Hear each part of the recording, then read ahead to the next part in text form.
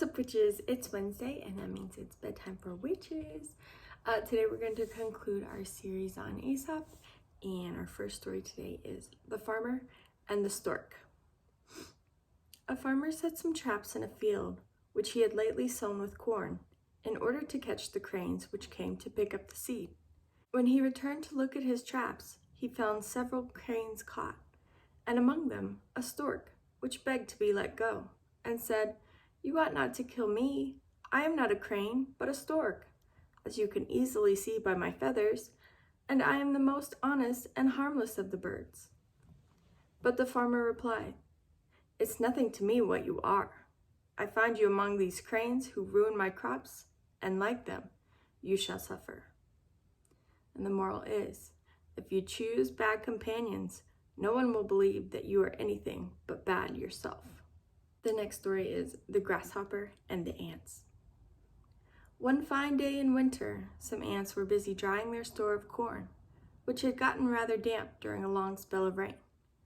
Presently, up came a grasshopper and begged them to spare her a few grains. "For," she said, "I am simply starving." The ants stopped work for a moment, though this was against their principles. "May we ask," said they, "what you were doing with yourself all last summer? Why didn't you collect a store of food for winter?" "The fact is," replied the grasshopper, "I was so busy singing that I hadn't the time."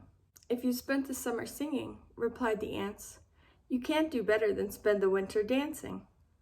And they chuckled and went on with their work. Our last story is the story of the town mouse and the country mouse.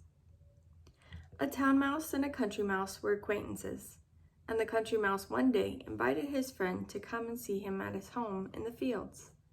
The town mouse came, and they sat down to a dinner of barleycorns and roots, the latter of which had a distinctly earthly flavor.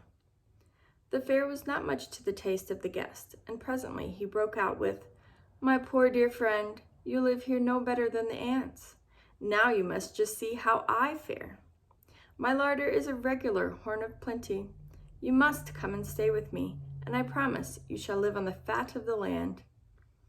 So when he returned to town, he took the country mouse with him, and showed him into a larder containing flour and oatmeal and figs and honey and dates. The country mouse had never seen anything like it, and sat down to enjoy the luxuries his friend provided. But before they had well begun, the door of the larder opened, and someone came in.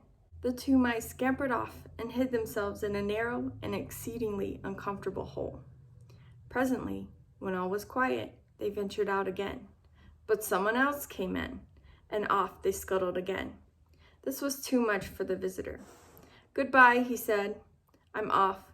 You live in the lap of luxury, I can see, but you are surrounded by dangers, whereas I, at home, can enjoy my simple dinner of roots and corn in peace."